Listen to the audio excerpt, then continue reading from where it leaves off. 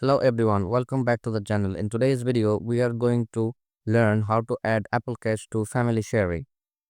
Let's dive right in.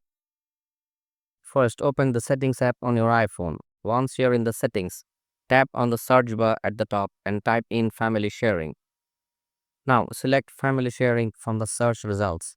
Next, tap on the Setup family sharing option. Once you're there, tap family and then hit the continue button.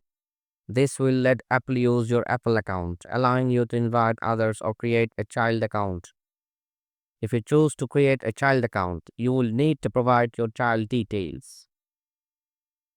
That includes their first name, last name, as well as their birth date or the birthday.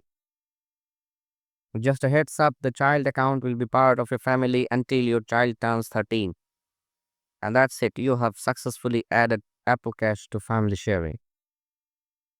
Thanks for watching and don't forget to like this video and subscribe for more tech tips like this. See you in the next one.